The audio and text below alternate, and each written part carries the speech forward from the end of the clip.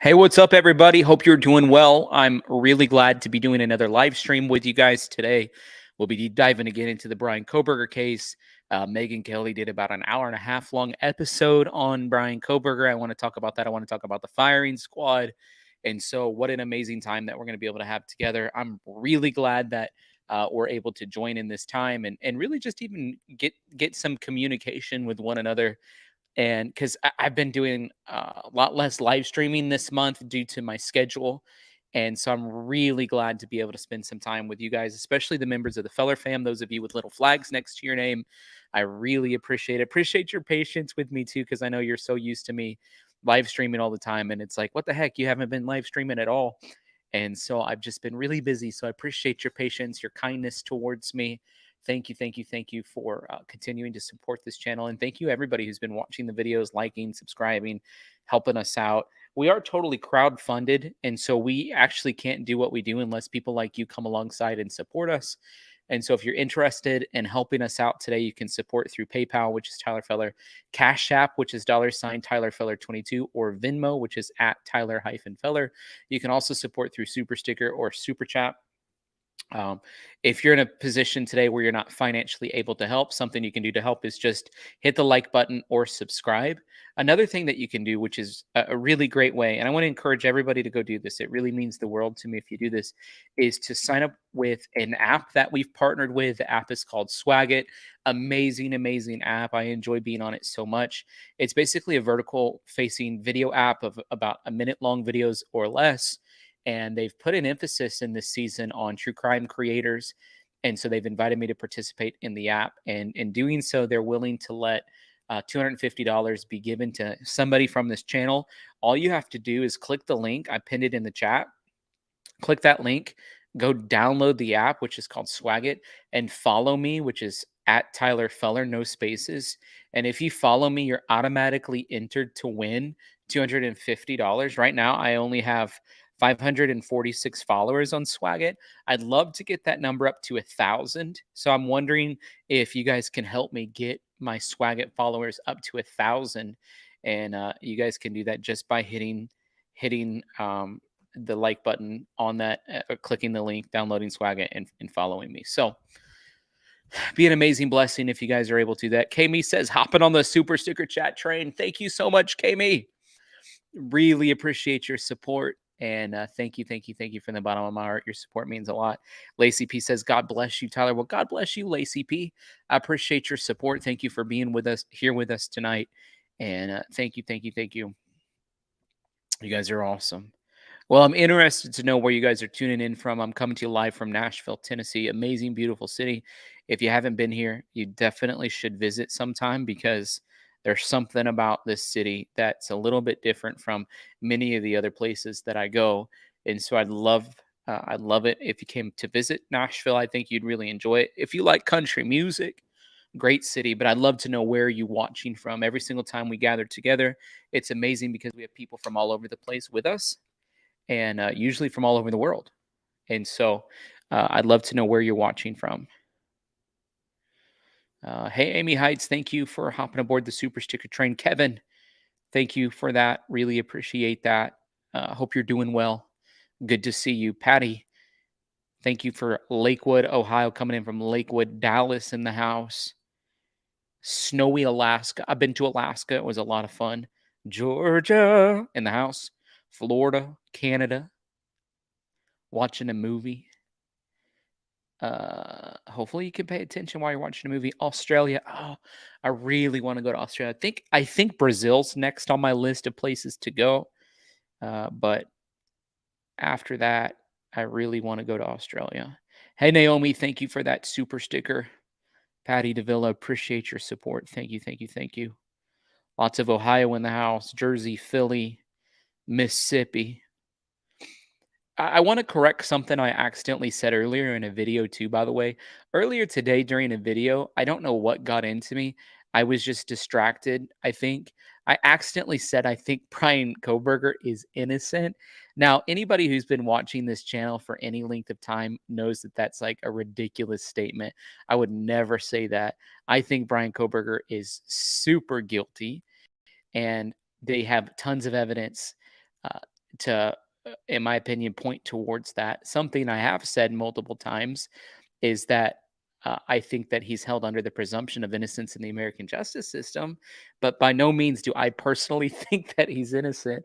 And I think I accidentally said that in my video today, which a lot of people knew I didn't mean to say that, but I got so many comments like, "What? You think he's innocent? How dare you think he's innocent?" And then there's other people like, "Oh, you think he's innocent? I want to hear your theory." No, I don't think he's innocent. I can't believe I said that. I can't believe I didn't know that I said that. And so it just comes with the territory. Like if you're streaming on the internet or making videos on the internet like I am every single day, and I'm doing multiple topics. So over on the Deep Waters podcast channel, which is a theology based channel that I have with my friend Zach, we're deep diving into different theological topics. And so I'm going back and forth, going back and forth. I'm gonna inadvertently say things I don't mean to say. And today I made a video where I accidentally said I think Bryan Kohberger is innocent. I meant to say I think Bryan Kohberger is guilty. And so I apologize to all the people that I accidentally led astray. So please forgive me. And if you're watching and you think Bryan Kohberger is innocent, I'd love to know your theory. But so far, nobody has given me a theory that is remotely close to Bryan Kohberger being innocent. Like, for example, a good theory would be, oh, he was in Pennsylvania at the time of the murders, and this is the reason why I know he has an airtight alibi. Nobody's came up with anything like that. All they're saying is, well, you guys haven't done a great job of proving why you think he's guilty. Well, that's not good enough reason. Like that doesn't even make sense. So I'm so sorry. I'm so sorry. I'm so sorry if I confused any of you guys today. Thank you for forgiving me. Hey, Melanie, thank you for that super sticker. Angel D, thank you for that super sticker. Really appreciate that. Thanks for your support. You guys are awesome. Joanne, I appreciate your super sticker. Thank you so much. You guys are amazing. Yeah, you're right. It was a test to see if you were paying attention. Vanessa says, "Do you think people are going to vote for the firing squad?" I don't. I don't think they get to pick. Like the way that I understood the legislation, and I got the video pulled up from Ashley Banfield right now. We'll talk about it. But the way that I understood the legislation was that the firing squad sort of is what takes place, like if they can't find the necessary materials otherwise. So like right now, pretty much the way that it works, it's like it's that people face the uh, firing squad only if lethal injection works. If they don't have enough, excuse me, if they don't have enough um, of the medicine or whatever they use for lethal injection, because there's been several people who've been waiting on death row that it comes time for their expiration date and they've had trouble locating the necessary, fluids or whatever they stick in you for lethal injection. And so it's actually delayed those. And so I think what happened was they've passed legislation that says if they're unable to get everything necessary to execute, um, you know, to the totality through lethal injection, then they can use firing squad. Uh, yeah, I think that they will. I think they will use it. I think they will use it. I think they will do firing squad. Let's see what Ashley Banfield has to say. Know exactly what's going to be in the documents, Ashley. We assume that it'll be search warrants like the last time there was a document dump. We got an indication that the documents might be coming on Friday. That didn't happen. So it's possible they could come tonight. Basically, the judge. I would say people are asking, do I think he should get firing squad? I like to be totally honest, like personally, I'm on the fence about like whether I support the death penalty or not. It's just my perspective. Um, there's reasons why I think we should be in favor of the death penalty, and there's reasons why I think there should not be a death penalty. So I'm hung up on like, do I even believe in the death penalty or not? And to be totally transparent with you, I don't know what I believe about that. So then I would say if I'm swinging to the side of like, yes, I believe in the death penalty, like, um, I think firing squad is almost like too easy. If he's really guilty of this, it would be like, you should almost die the way that you killed others, and they should have a stabbing squad. However, there's not any individual like as a police officer, whoever would actually be doing the execution, that should be forced to have to do something like that, because and then they'd have to live with it, and it'd be really terrible to be like, I stabbed this person to death as a part of my job today. I think that that's really terrible. However, like if he is guilty, you know, I think that that would actually be the most appropriate way. Um, I think even for the person that's in, you know, putting into the bloodstream the lethal injection, I think that's really rough on that person individually, emotionally, spiritually, to process out of that. I think firing squad is too, but it's less. It's going to be less brutal, you know. So I don't know which is the most humane way to put somebody down. Hey Jill, thank you so much for that super sticker. Appreciate your support.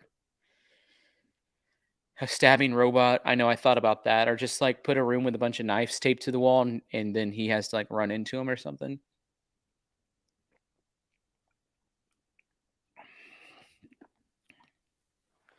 I mean, it's just weird to think. I hate even having to think about it, but it just is what it is. It's just the way we have to live. Ultimately, like at the end of the day, the way that I view the world is that like God's justice wins out, right? So it's like regardless of how he takes his last breath on this earth, the life we live here is just a vapor, according to the book of James, and we have eternity. And so, like, what happens beyond the breath that we take on this earth is actually more important. And so, the way that he dies is less important than I think what happens to him after he dies. And I would say the same thing is true of you. I was watching an interview today of somebody like a celebrity person, and they asked him the question, would you rather know how you died or when you died? And even just for a second, I thought about that question for myself. And then I thought, that's such a crappy question to have to even try to process through, like to be thinking like how you die or when you die. But at the end of the day, the thing that is actually more important for you as an individual to process through is not how or when, but what happens after. What happens the moments after you take these last breaths? And I have a biblical perspective in the way that I view the world. My interpretation from a theological standpoint, when I read the scripture, is that if you've received forgiveness of your sins because you've accepted Christ as your Savior, and you understand that the work that He did on the cross was redemptive, in other words, what He did on the cross was to save you from your sins, then when you die, you go to what's called the judgment seat of Christ. Your sins are not judged based on your behavior, but what Christ did for you. If you die and you haven't received Christ as your Savior, you go to what's called the Great White Throne Judgment Room, and you give sort of like an audit or a review of your life, and you're held accountable to the sins that you committed on this earth, to whatever degree that may be. And so that's my perspective. It's a biblical perspective to believe the world. Like there's no such thing as purgatory in the Bible. Uh, I read the Bible lots of times. I've never seen anything talking about this holding cell after this world into the next. There's no indication, like as some believe, that you can baptize on behalf. Like I met this one young man who'd been baptized 31 times, one time for himself, and 30 times on behalf of people who've died, because the religion he was coming out of believed that you can get baptized for people who've died and they would experience salvation. It doesn't work that way. The way that I read and understand scripture, there's no scriptures pointing to that. So uh, I just think like the thing that matters is if you make a decision to follow Jesus while you're alive, while you have breath, and then that determines your eternity. So when I think about if Bryan Kohberger is guilty, how he's going to die, the thing that I think more about is what happens to him after he dies. Judge, we have learned, is signing off on new redactions, that these new documents will come out. But the way the process works, they have to go through the Supreme Court of Idaho's website, and then they get posted there. So it really could come at any moment. Okay, Bryan, the other question I wanted to ask you is about this this new legislation. This is like, it's earth-shattering, it's jaw-dropping to think. If Bryan Kohberger is watching the news or getting any news headlines, maybe even a newspaper, who knows, the headline in Idaho is going to be that the legislature passed the possibility of a firing squad. But take me through the nuances of it. Isn't that crazy that like Idaho literally sounds like the Wild Wild West to me? It's like, but I understand why they're doing it. They're like, hey, we have all these people on death row. We're not able to, fulfill the extent of justice that's been handed down to them because of a technicality or a glitch. So let's do firing squad. So I'm like, okay, it makes sense to me. Hey, by the way, guys, one of the things that we do on this channel, just as a way to allow people an opportunity, is like an invitation for you to support us, is we do something called a super sticker train or a super chat train. People always say, if you didn't do a super sticker train, you'd get more super stickers or super chats. And that's not true. We've tested it out multiple times. Ask Amy Heights. We tested it out like 2-3 weeks ago. Can't remember the exact date. We got like 4 super chats the whole stream. And so we know that in order for us to succeed as a channel, we have to have people that come alongside and help us out. And so the only way that we can do that is if I say, hey, we're inviting you to help us out. We're looking for 15 people to hop aboard the super sticker train, super chat train to help us. I know not everybody's in a financial position to be able to help us. I know inflation's crazy. I know rising costs. They're cutting jobs. All the major corporations are. However, if you are in a position to be able to help us out, we're asking if 15 of you this hour would come alongside and support us. So thank you for those of you that want to support us. Thank you for those of you who believe in what we're doing and want to hop aboard a super sticker or super chat. It means the world. Hey, Patty DeVilla, thank you for that super sticker. Thank you, thank you, thank you. You can also help on PayPal, which is Tyler Feller, Cash App, $ Tyler Feller 22, Venmo at Tyler-Feller. You can also join the Feller fam if you're not a member quite yet.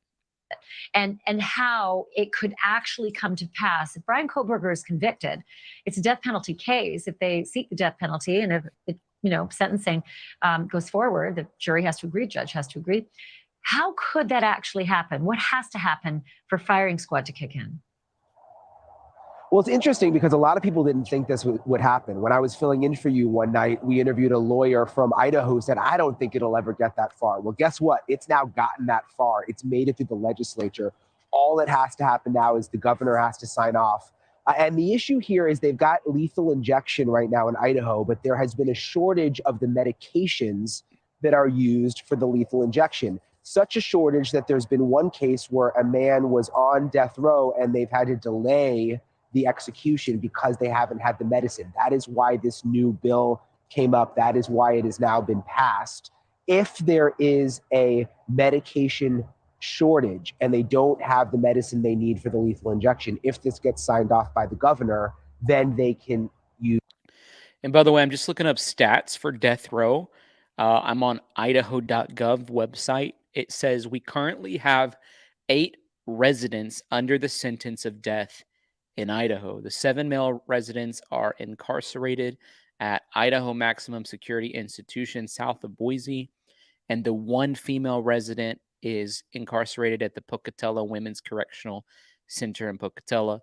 3 executions have occurred since Idaho enacted a new death penalty statute in 1977. So it's not like we're talking about hundreds and hundreds and hundreds and hundreds of people.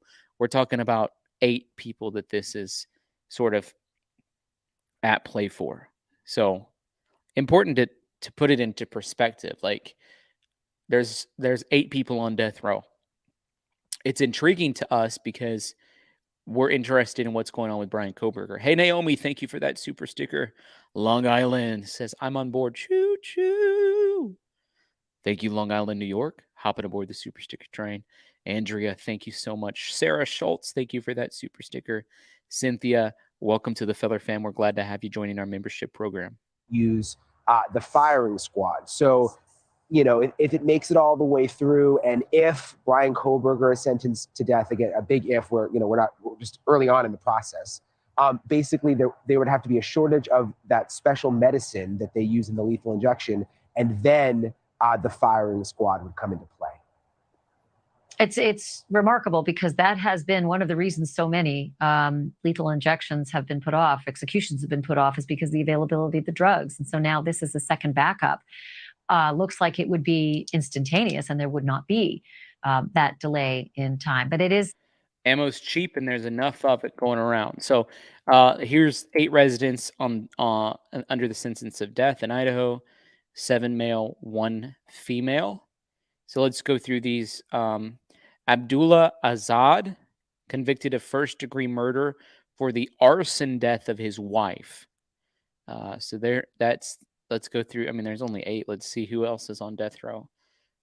Thomas Creech, he's on death row for beating another inmate in Ada County. He received his death row in 1983. Abdullah received his death toll in 2004. Timothy Dunlap, he received his in 1992.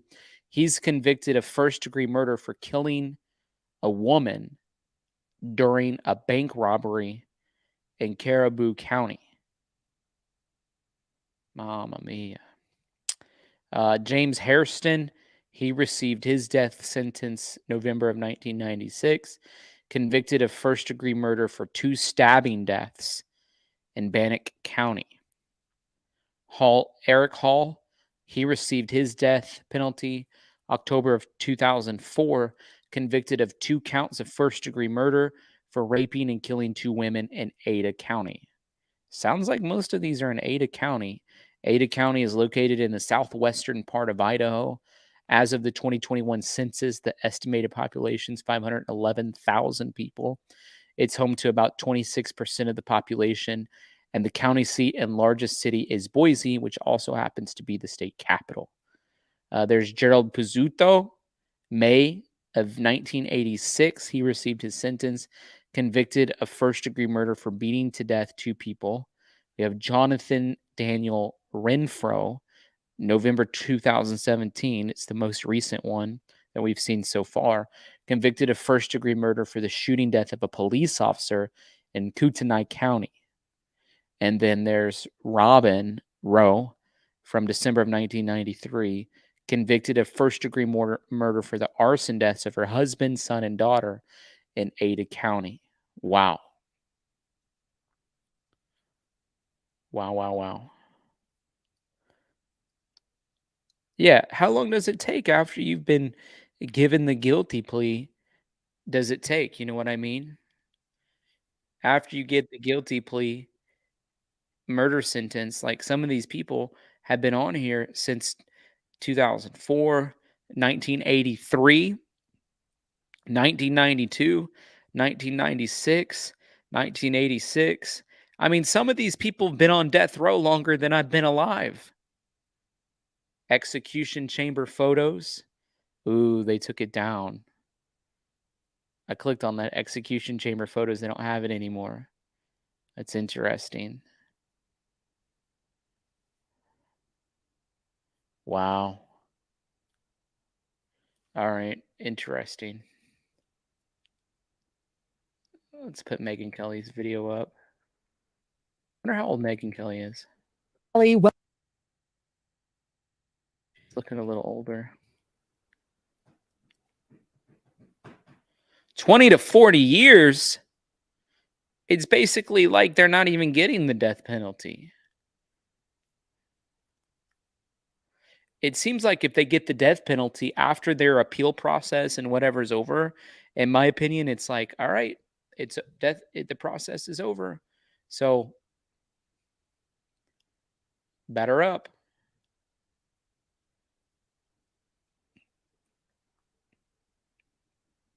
That's the way I think about it.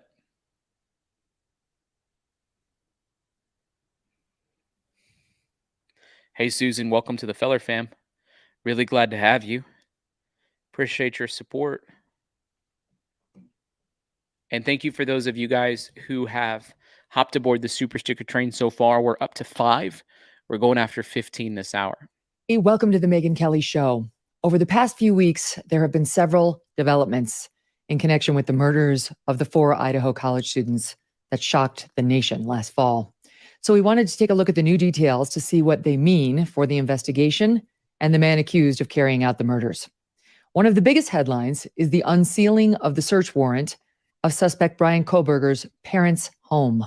Police revealing they took from that home a Glock pistol, 2 knives, and a black face mask, among other items that we're going to go over.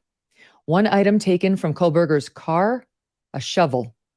Joining me now to discuss this case and all the latest developments is Howard Bloom. Howard is a journalist and a Howard Bloom is this guy that we were reading those really long stories from on Airmail. Do you guys remember what I'm talking about? It actually was, like, to me, really interesting. His articles, I thought, were, like, really good. Like, really good. So hearing him talk, I think, is going to be interesting. I've already played one of the videos. And some people are like, he's fake news. I don't think he's fake news at all.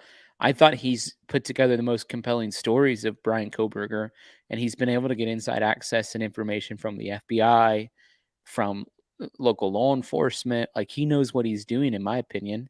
He's going to write a book about the Bryan Kohberger thing, and I can't wait to watch it, actually. So, I mean, read it. Sometimes when I read things, it feels like I'm watching it. That's why I said that. Like, I'll read the Bible and I'm like, this just feels like I'm watching it happen. So, best-selling author. He has worked for the New York Times, for Vanity Fair, among several other publications. He has been nominated for a Pulitzer. Yeah, he sounds like a Vanity Fair writer, kind of, to me. Like, we read the Vanity Fair article. It sounds pretty similar. Pulitzer Prize twice.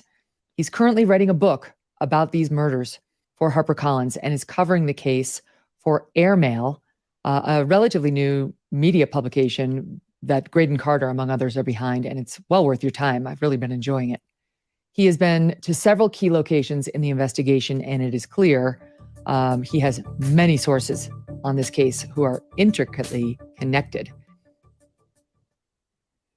Are you tired of feeling like your personal data is at risk? Yes. Or you're worried that big tech is watching every move you make? Yes. If you don't want anyone else knowing where you've been, who you've met, and what you're thinking, StartMail is the perfect solution for. Howard, welcome to the show. Nice to speak with you.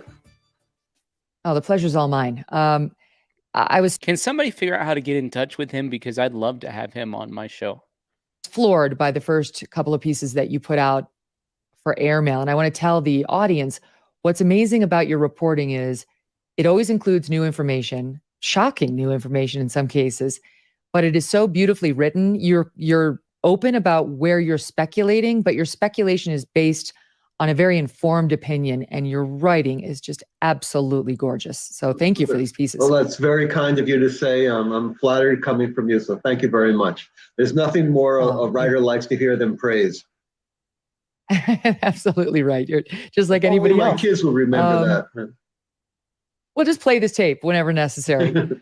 So I think the best way of doing this is let's go through the case, and where the new information is appropriate, I'll fold it in so that the audience can get up to speed on what we learned to expand out some of your reporting and the other reporting. I want to take the audience to part one. You've done 3 parts for Airmail on the series, and this is how you begin part 1, quoting now from your piece. Suppose you wanted to kill someone. That would be easy. There are lots of ways. But suppose you wanted to kill 4 people, all in the same house, all within moments of one another, and you chose to use a knife. That could help eliminate the noise, but it would require skill, strength, and endurance. Murder is hard work, especially if people fight back. Then there's the really big obstacle. You want to get away with it. You're determined to stab 4 people living in a single home in the still of the night and then disappear without leaving a clue to your identity. Now that's a more difficult challenge, but you did it. You have everybody stumped. It's the perfect crime. That's incredibly what actually happened and what was likely in the mind of this killer who has been accused of being Bryan Kohberger until the day he was arrested. Let me start with, do you believe, based on your reporting, police have the right man? I believe they have the right man. I also believe that they have, at this point, a very dubious case in court.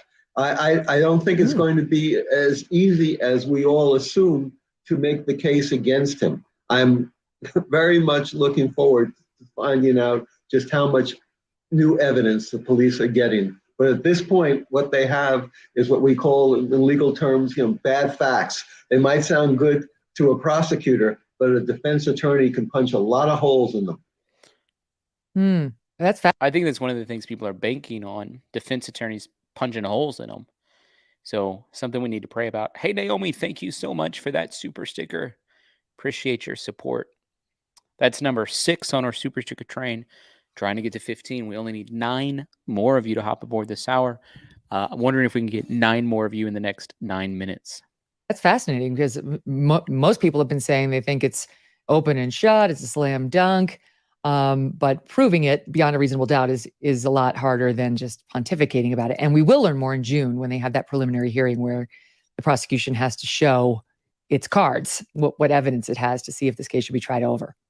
Very much so. But until then, what they're doing is they're sort of flailing about, it seems to me, and again, I'm on the periphery, they're flailing about in desperation. They're looking for search warrants, pulling up American Express cards, trying to make something out of cell phone tower movements of Kohberger's car on the night of the murder. Well, cell phone tower information is very inexact. It's good for 13 miles. And it's a town like Moscow, which is as big as a yawn.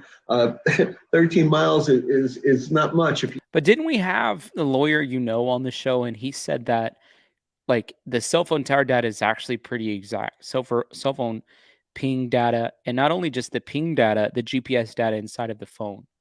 So the ping data may be less significant than, like, let's say the GPS data, but still pretty accurate. Like, I'm thinking about the case of Kylie Rodney.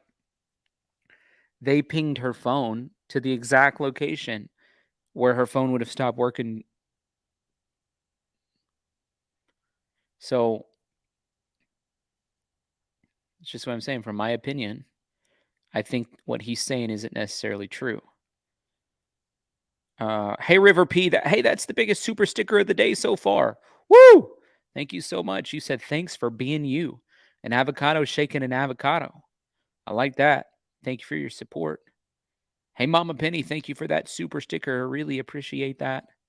Takes us to 8, 7 more, about 50% of the way to our goal. And there are thousands of cars in that vicinity. A good defense attorney can raise lots of doubts, enough doubts to make a juror perhaps think twice about sending a man to what is in Idaho at this point an execution chamber. They've set up a special room by Idaho law, and you're given a cocktail of 4 different chemicals that ends one's life. All right, let's set it up so that the audience that hasn't been following this knows what we're talking about. It was back November 13th of just this past year, 2022. And your piece points out that this was a festive night on the campus in Idaho. It was football night. Everybody's having a good time. Nothing foreboding. There had been no reason to fear that there was a potential mass killer roaming the campus whatsoever. No, and University of Idaho is very much a good time party school. It's proudly rated that on all sorts of college ratings. You go into the campus and there's a banner across the main campus yard. And this is something the administration has put up. It goes #1 best value in the West. And that sounds like an ad for a motel, not for a institution of higher learning. But that's sort of the atmosphere that pervades in the university. And on this night, the last football game, homecoming game of the year, everyone is out to have a good time. There's fraternity row, and they're all having parties. Interestingly enough, the fraternities are allowed to serve liquor. The sororities can't. It seems to be a very sexist discrimination, but that's the rule in Idaho. And these 4 murders occurred in a house just right off campus, a stone's throw from campus, in effect, where 6 very attractive young women with their whole lives ahead of them were living and enjoying their youth. They were having a really good time, as one can see in various videos that have been released. Amazingly, despite the fact that the house was so well located and surrounded by other homes, it's not like this was a remote area. Nobody noticed anything while the murders were taking place overnight that evening of November 13th. They believe it happened around 4 a.m. Nobody noticed anything, even though these are college students who were up and about and had been partying all night. It wasn't until the next day when the 911 call came into police. And the question of nobody noticing anything, that ties into what made this such a big, 4 deaths is a tragic event. 4 deaths of 4 young people it makes it even more tragic, arguably. But what made it, I think, so appealing or so fascinating, so intriguing to people all around the country, if not the world, was that it was a mystery.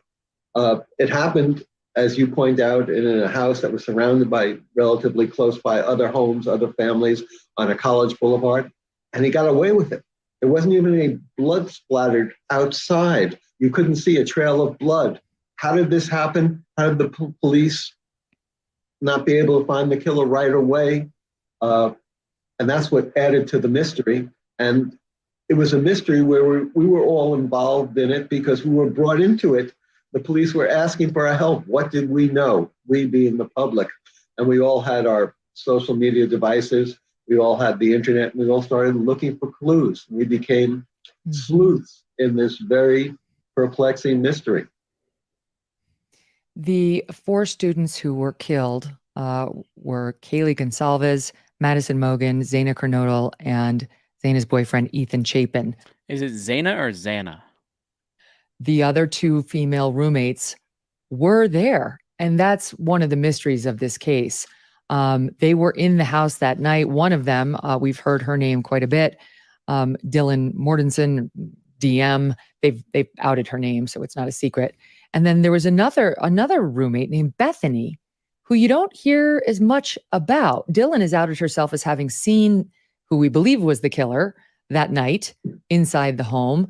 Why don't we hear anything about Bethany? Do we know what, if anything, she saw or was doing that night? Well, she allegedly didn't see anything. She was on the first floor as you enter the house. The house was built in 3 stories. Dylan, who saw the intruder, was on the 2nd story with 2 of the people who were killed, and then there was a 3rd story.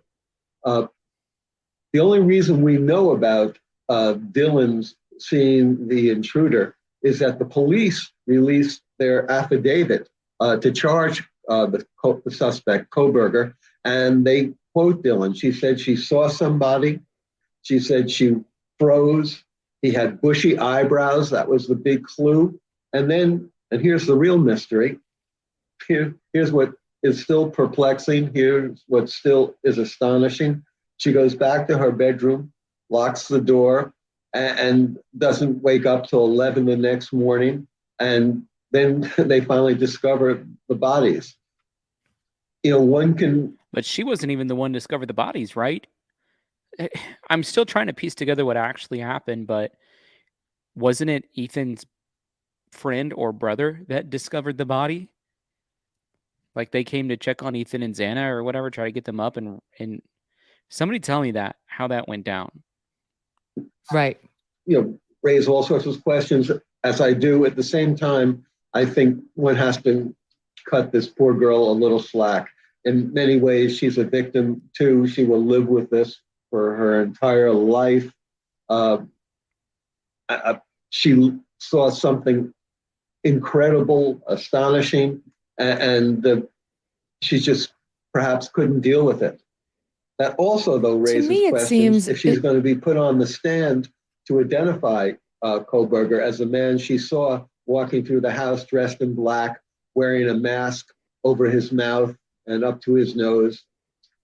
How good is her memory? How reliable a witness was she if, as she admits, she only glanced for a second and was in as she says, quote, a state of shock?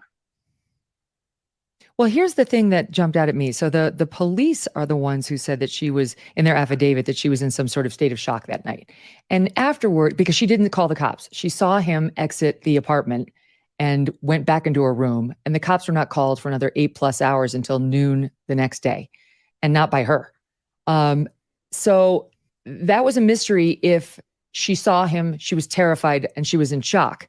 I said at the time, if she saw him and she thought, some guy's over, he's hooking up with a roommate, he was hanging out with somebody on the second floor or the third floor, then it wouldn't be a mystery. College houses like that, it can happen. You don't think much of it.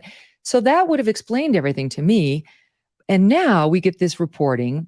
This is from the Daily Mail that, first of all, points out that the family of Ethan Chapin, who was killed that night, the boyfriend of Zaina Kernodle, they are questioning. Zaina or Xana? Hey, Dink, 182J. Thank you so much for that super sticker. You're tied for the second biggest super sticker of the day. It really means the world having your support. I'm glad that you were here. Thank you so much. Means the world. Thank you, thank you, thank you. That takes us, by the way, to number 9 on our super sticker train. Trying to get to 15. Hey, we need 6 more. I'm wondering if 6 more of you guys want to hop aboard and help us out. That'd be great. I know it's pronounced Xana. It just bothers me when it's, she's like Xana, Xana, Xana, Xana, Xana, Xana, Xana. Questioning why Dylan did not call the cops after hearing, quote, crying and screaming. And they're wondering, what happened there. Well, now we get some reporting, and we don't know whether this is true or not, but we get some reporting that Ethan Chapin, again, one of the victims, his best friend, was the one who found him and Zaina. And okay, this is per News Nation. Ashley River says, yeah, the brother was called at some point. His car was roped off with the other vehicles. Exactly. The brother was there. Banfield reporting that a source who spoke directly with Dylan is saying Dylan allegedly did hear those noises at 4. She opened her door. She yelled, "Calm down, you're being loud. I'm trying to sleep." Then she closed her door and locked it. And she saw, then later in the night, she heard more noises. So she opened the door. She saw the killer walking down the hall, but she wasn't frightened. She assumed he was a guest. Now that makes sense to me. Again, this is one single source, as reported by Ashley Banfield of News Nation. That to me would make perfect sense, Howard. The reason she didn't call the cops is because she didn't think it was a thing. Right. It makes sense. It could be true, but we really don't know. I think some of the News Nation reporting has been a bit dubious. Maybe that's my New York Times background prejudice. Maybe I'm not looking at it objectively, but rather subjectively. But I take it with a grain of salt. When you say she was in a state of shock, though, this is the police quoting her comments. I think they put it in quotes in the affidavit, and it's in quotes because she said that to them. She could have, I think, and we'll only know that she as something as you described it, perhaps very likely did happen. It's a college house, things are going on, it's no big deal, and she just locked the door. The next morning, they get up, they find this. I think it's her phone from what I've heard. And again, this is just speculation that was used to make the call, but she herself did not make the call. She was, again, too much in a state of shock. Someone had to grab her cell phone and they made the call with that to the police at 11:58 that morning. That's right. The same reporting again. This is again News Nation saying, per multiple sources with knowledge of the killing investigation, it was Ethan Chapin's best friend who called 911 using Dylan's phone. He went to the house on November 13th, and that same friend reportedly took the pulse of the victims and is the one who spoke to the 911 dispatcher, and then the police came. Your reporting sets the scene for when the officers showed up at the house, 1122 King Road, Moscow, Idaho. They showed up that day, and you point out one of the eerie things about the moment. Did she say Idaho? She said Moscow, Idaho. Oh, man. Hey, Jill, thank you so much for that. Amy Heights, woo! Appreciate your support. Other Amy, woo! Appreciate your support. Deborah, coming in hot. We have a 3-way tie for second biggest super chat of the day. Deborah tied right there for third place. Also, folks, we're 2 super stickers or super chats away from reaching our goal. I wonder if we can accomplish that in the next 2 minutes. But listen to her. She says Idaho. And then the police came. Your reporting sets the scene for when the officers showed up at the house, 1122 King Road, Moscow, Idaho. She said Moscow, Idaho. Oh my gosh. Zena, Idaho. Officers showed up at the house, 1122 King Road, Moscow, Idaho.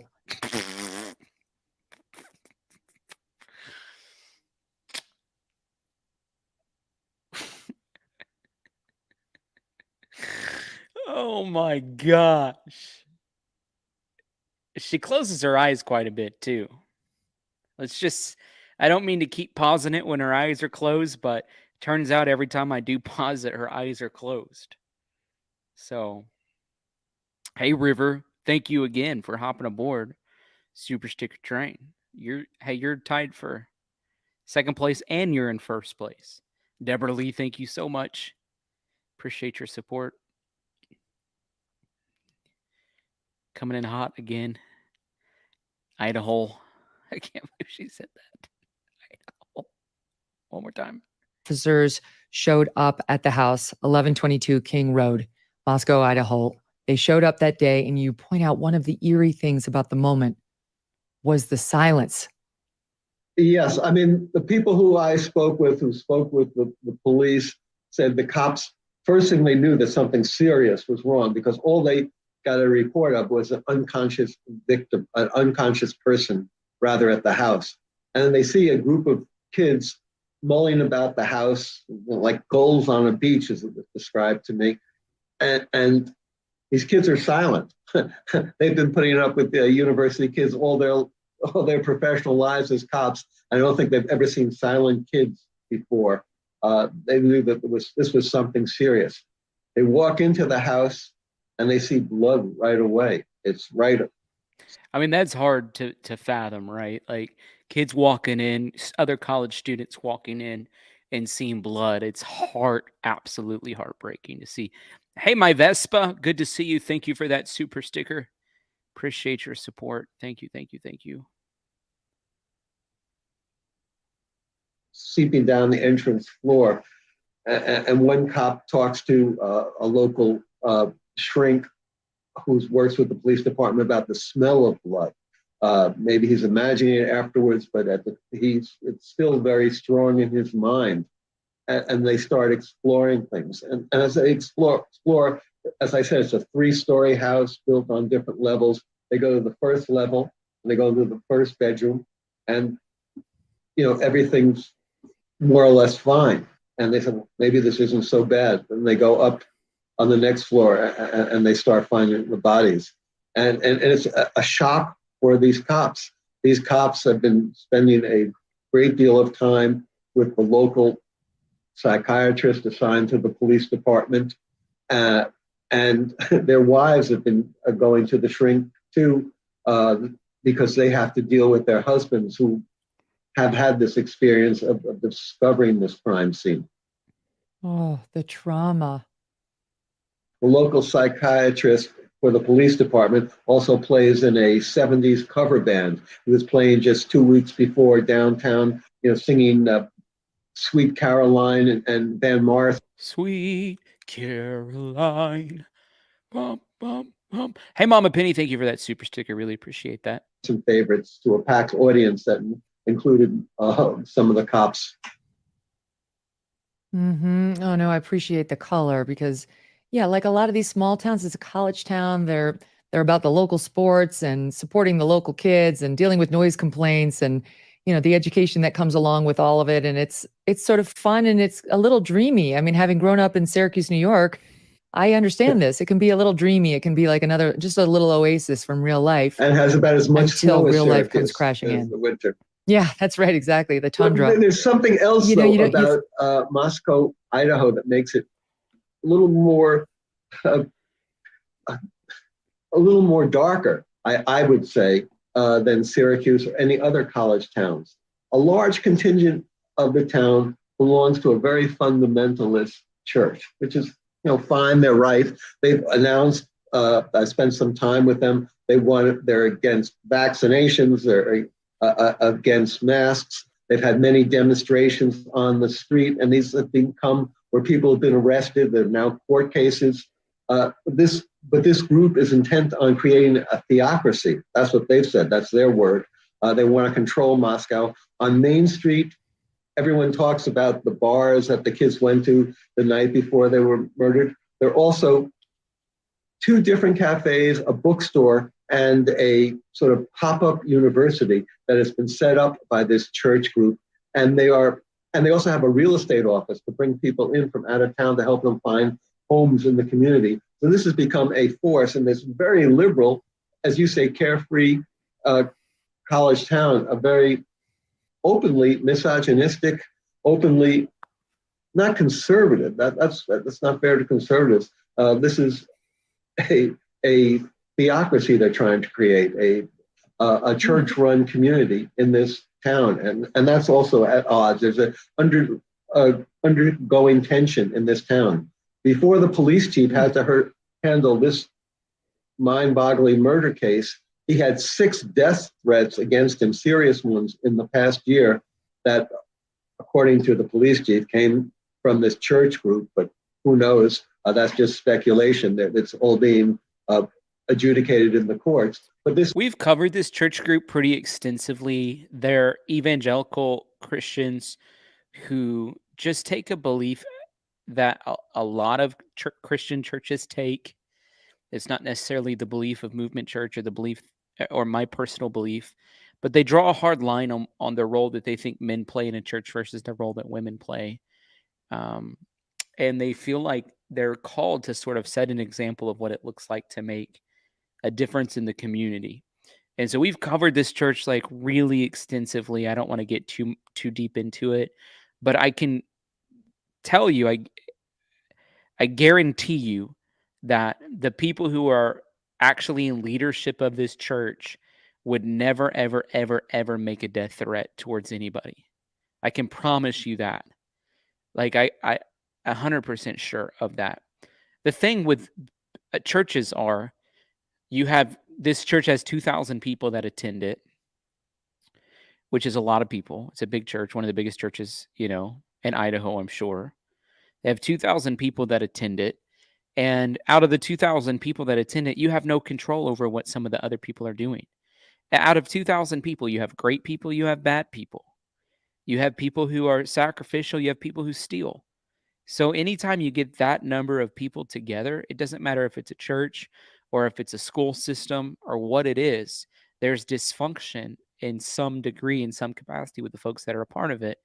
And one of the things that I hate, it's like, oh, they go to this church, that church must be like that. Well, that's not true. This church is not condoning that kind of a thing. So, what he's saying there, and the church has received a lot of criticism, some of it fair, because the way that they believe they're called to do ministry is different than maybe the way that I would feel called to do ministry, and I don't know. It just, they receive criticism from that, but he's basically saying that there's members of this church that gave a death threat to people in law enforcement. So I'm like, This town is not as idyllic as one would think. Oh, wow. I hadn't heard any of that. That's interesting. So these poor cops, because you don't think about the first responders and what they have to go through, and never mind these poor college kids who came to the realization that morning that their roommates had been killed, the friend of the one roommate finding his buddy Ethan. So you point out that Bethany was on the first floor of the house. On the second floor were Zaina and Ethan, boyfriend and girlfriend together. Also Dylan, the surviving roommate, one of the two, who was an eyewitness to the killer. And on the third floor were Kaylee and Madison, best friends their entire life, found in the same bed. And Kaylee, according to your reporting and others, seems to have been the focus of the attack. These two were killed first. And Kaylee, I don't know if this is the right way to say it, but she seems to have gotten it worse than anyone. Her father has said that. He said he talked to the local medical examiner, and she had the most brutal blows of sort of viciousness. I think the medical examiner described it as hacking away. I mean, it's just gruesome. Gruesome. My goodness. And so And that you does can see lead those people to pictures. wonder why. These are beautiful looking young kids, everything ahead of them in the future. And that's what adds to this tragedy. Well, and it also, that what happened to her is not just, I don't mention it just for gruesome facts, but it does make you wonder whether she was the main target, right? Why would the murder of Kaylee be more violent and brutal than the murder of the others? And there's, again, I share your skepticism about some of the reporting out there. I do wonder whether the People magazine reports, a couple of them have been exclusive, and it's always one source, unnamed. One of them's already been shot down, that he was in the vegan restaurant where they worked a couple Exactly. times. That Right, and now they have a second report out saying that there's a picture them of on direct mail or watching them on Facebook. Yeah. Okay. So you don't share that. You don't believe that that's proven or shorn up. I mean, you started this conversation talking about the search warrants, and I think that shows that the police are as in the dark as we are. They're trying everything to try to find a connection at this point between now and June 26th, when the hearing takes place. Will they be able to get this evidence, which people seem to have, but they're looking all over to try to get it for themselves. Good point. Another thing that hasn't been really touched on, and I'm probing around these days, is I'm trying to make sense of Kohberger. What sort of makes him tick, and what we've read a lot, and we can understand, what happens at the moments of the killing. But I'm trying to figure out what happened at the minute before he makes his decision to go into the house. How has his life has dramatically changed? Everyone has talked about how he seems to be planning the murders so carefully, doing this and that. Was he planning the murders? I guess he'd been there 12 times. Hey, Chris Hoyt, thank you for that super sticker. Hey, put a 1 in the chat if you think he was planning the murders. Put a 2 in the chat if you don't think so.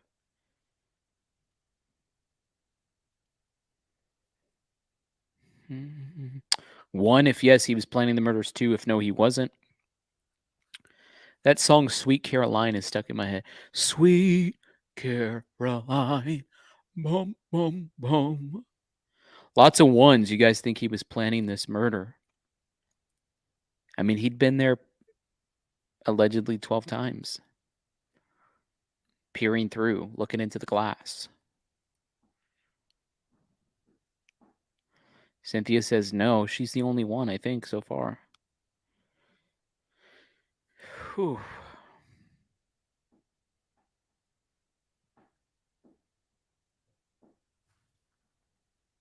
I think he was really spending the past year at least trying to overcome all his internal demons, to not try to find a way to prevent himself from killing people. I mean, to this point, he's made a remarkable recovery from a young man, a teenager who used heroin. He's gotten into a junior college, then succeeds to get into college, and winds up at a very reputable graduate school in criminal justice where he's a teaching assistant. He's doing everything. He's pushed his father out of his life. Now he's taking his father back into life. They're going to make a cross-country trip home for Christmas. He's doing all this, and at the same time, he knows who he is and how he will always be an outsider. And he's trying to find his way in, and he really can't. I think that's also an untold story, part speculation at this point, that we want to try to get more of on June. This man who sees himself as someone more sinned against than sinning, and that his life is in its way a horror story. It's also a tragedy too, I would suggest. Perhaps that's not. It's been the details on him have been frustratingly sparse. I would have expected more people, more of his students, more of those who've just known him to come out. We've had a few. One person, the quote I remembered was something like, Bryan and people, they don't do so well. Like that he was always socially awkward. He had a period where he was allegedly bullied. He was very overweight. Then he lost all the weight, became an ardent vegan. Did he lose the weight from drugs? Then we found these writings online where he was obviously extremely depressed, talking about how he felt nothing, how he was just this ball of flesh. I mean, you can see mental health issues from his early teens. It was about 10 years ago. And what is, to me, he's so valiantly, even on those writings, which are, scary at best, he's trying to overcome all this.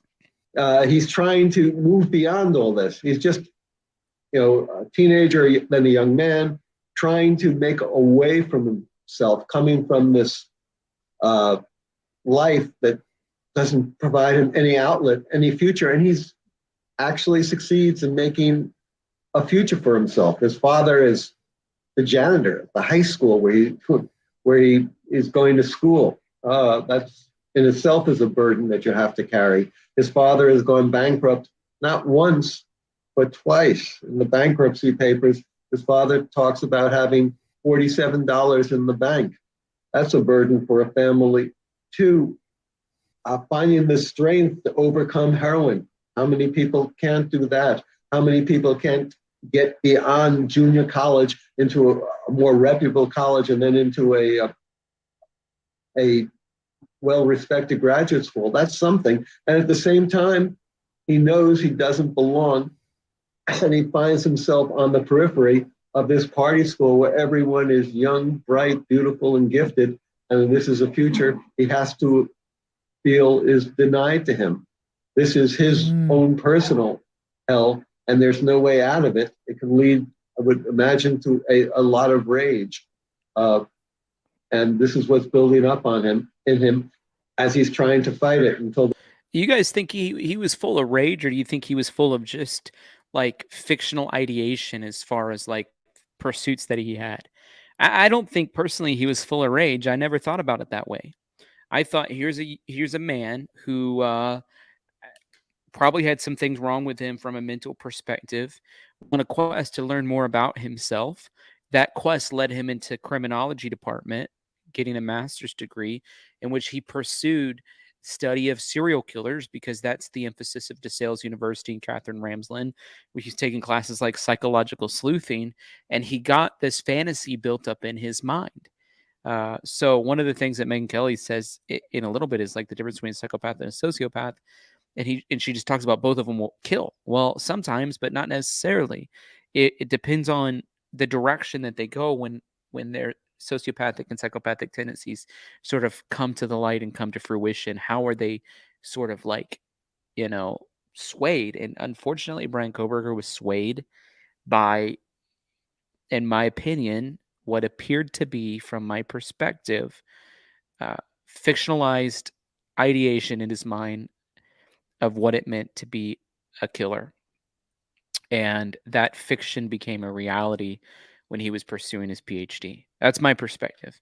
Hey, by the way, guys, we're rolling into our second hour. It would be amazing if you guys want to hop aboard the Super Sticker train. It's something we do just as an invitation for people to help support us. This channel is totally crowdfunded, which means we can't continue to create great content, which I try to create content 6 days a week for you guys who consume it. We can't create great content unless people like you come alongside and support us. So I just want to extend an invitation and say thank you for those of you guys who are on the chat that are able to do that. You can send a super sticker or super chat. We'd love to get 15 this hour. You can also support through PayPal, which is Tyler Feller. Cash App may be the best way to support because there's no fees attached to it. It's $ Tyler Feller 22. Venmo, which is at Tyler-Feller, or Zelle, which is just my email address, press@tylerfeller.com. If you're in a financial position today where you're not able to help us out in that way, you can help us out through hitting the like button, a great way to help us, or subscribing to this channel if you're not subscribed already. You can also download this amazing new app that we're a part of called Swagit. I've pinned the link in the chat. I'd really love it if we can get 20 new people to go follow me on that app tonight. It would be such a major blessing, because if we do that, it really helps us out. But we're going to be giving away $250 this month to one of my followers on that app. So all you have to do is click the link, download that app, and follow me, which is just at Tyler Feller. There's no spaces at all on the app. And if you do that, then you're automatically entered to, yep, win $250. Easy as that. Hey, Deborah, thank you for that super sticker. Appreciate that. You're the first to hop aboard the super sticker train this hour. What a major blessing. Going after 15. Deborah's number one. Thank you so much. Until that one night. The police have talked about his driving around the neighborhood, has him casing the house. I see it perhaps more as he's fighting his emotions to do something, as were these all attempts before that could have led to the deed, and yet he's able to overcome them. This is something that also has to, I think, find out. What I'm trying to do, it may not have been effect, plotting. It may have been the wolf circling the sheep. Of the case and the speculation into the story of the people involved, the police, the victims, and the perpetrator.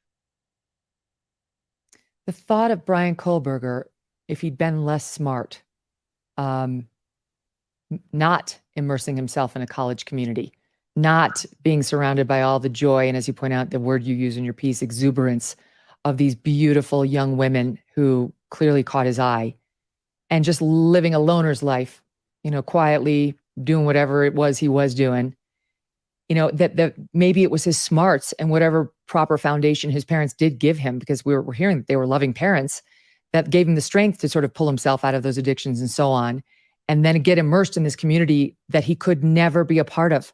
He was too mentally unwell.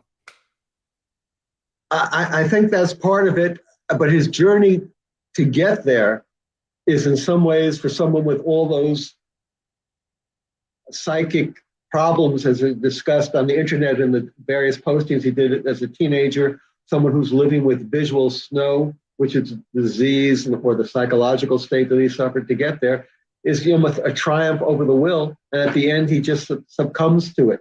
He just can't deal with it anymore. I think perhaps there's more to his family's upbringing than we've been told, loving parents, whatever. I think it's a difficult life when your family goes bankrupt twice. The houses he were living in, these are sort of, hard-scrabble communities. That part of Pennsylvania where he grew up in, every 2 miles is sort of a car junk shop where they're just old vehicles are just piled on one on top of the other. It's a very grim, at least to my eye, part of the world, and he's trying to make it his way in it.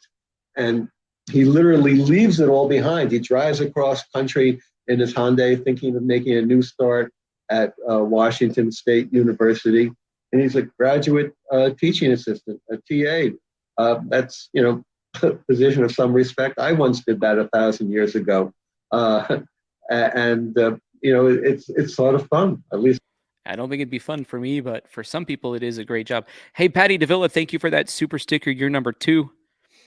Trying to get to 15 this hour. Thank you for your support. I enjoyed it, and he couldn't find any satisfaction in it. Why weren't there any girlfriends at any point? I mean, he's not a bad-looking guy. He's not a dumb guy. He winds up in this somewhat authoritative position, and that can often lead to romance with a student, that kind of thing. Why haven't any of the press found any girlfriend? It is interesting the point you raised. There was one girlfriend who had his college before he went off to graduate school, talks about a date with him that went nowhere, and she says she felt creepy. Yep. She might have felt creepy in retrospect if you find out that he was an alleged killer, or it could be someone on the internet making it up. These are all questions I'm hoping to try to put the pieces to in the weeks ahead. I have a lot of travel ahead of me to the various communities. I've been there already a couple of times. I'm going to go back and start knocking on doors. Another problem is getting at the bottom of things. The judge in the case has put a gag order on the case. That means that everybody anyone involved, any of the police, the family members, their lawyers, can talk to the press. And in that vacuum, we don't get facts, we just get speculations, we just get theory. And the judge's view that this will lead to a fairer trial, to my mind, is just it's just creating an atmosphere where rumors are going to fuel people, because people are going to remain interested in this story, and getting at the facts will be a lot harder. Well, and it's too broad. I mean, he's basically silenced everyone. The families of the victims, how are they not allowed to say how they feel or what they know? It's too broad. There's a First Amendment. The press has a right to report on these things.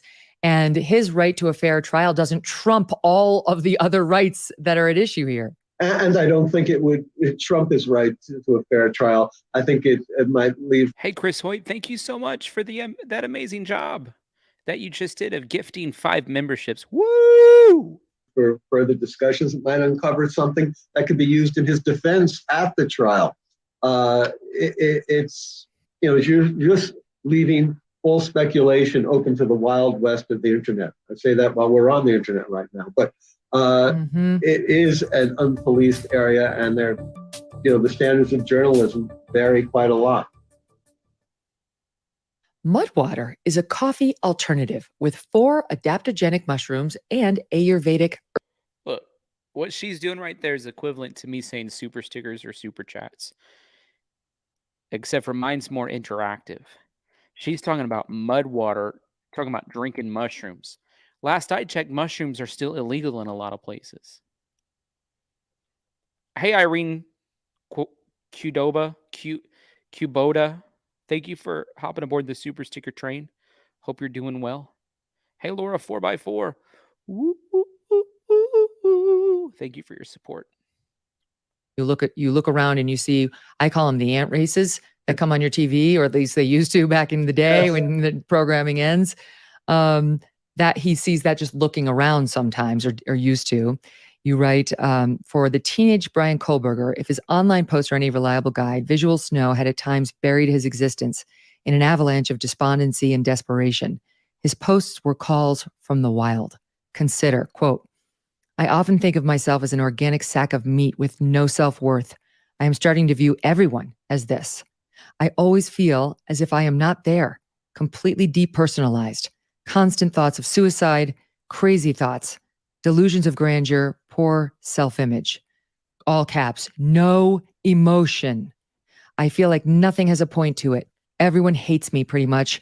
I am an asshole. As I hug my family, I see nothing. It is like I am looking at a video game, but less. Did you get the chance at all, Howard, to talk to anybody with mental health expertise on what those tell us? I did, and doctors can't even agree on whether visual snow is a psychological state or a disease. And since they can't agree on what it is, they also differ on how to treat it or if it can be treated. What the best sources I found for any insight into this are really in novels. Camus' The Stranger opens up with a character who talks about feeling nothing that eventually leads to a murder on the beach. Sartre has in one of his novels, writes about a character that has the same sort of disassociation from the world. It's existentialism on one level, and it's also dislocation from the world on another.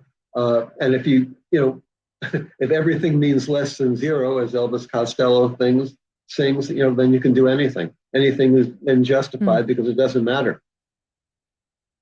I once had somebody define for me the difference between a sociopath and a psychopath as follows. They both want to kill people, but the psychopath enjoys it. The sociopath does it and feels absolutely no remorse, but the psychopath. See, they don't both want to kill people. Like what she's saying there, I just disagree with that. But as far as like I wish Doctora Latina was here. Doctora Latina, come to the show. We need you. Because I'd love her to come on the panel and help us break this down. Psychopath enjoys it. And I do wonder, as I read these excerpts, He sounds like a sociopath, like he feels no emotion. He wouldn't feel guilty if he hurt somebody for whom he feels absolutely, quote, no emotion. But killing 4 people in one setting, to me, has the flavor of enjoyment, like that he would do that because he would get off on it somehow. There would be some purpose to it for him. And was the purpose not so much the killing, but getting away with it? I see the connection between his being this criminal justice student who wanted to pull off this crime. He figured he could do it. There was an old Alfred Hitchcock movie called Rope, which was about the Leopold and Loeb case of 2 guys from Chicago who thought they were the smartest young men in the world and they could commit a murder and get away with it. And in many ways, perhaps that's what's driving his psychopathy. Again, do you guys think Bryan Kohberger is a psychopath? Hey, Diana Miller, thank you for that super sticker. Really appreciate that. You're number 4 on our super sticker train, trying to get to 15. Only need 11 more people to hop aboard and help us out. Honestly, we're moving kind of slow, but you never know when the pace might pick up. He is, villain that he is, he's also Kohberger, an interesting figure. And I am trying in the weeks and months ahead, as before I write my book, to get into the heart of the matter of what's making him tick, if I can find it. Well, I feel like if anybody's going to do it, you're the one. I'll be following on airmail. But let's get to the investigation, right? So we talked about the crime scene, the effect it had on the cops.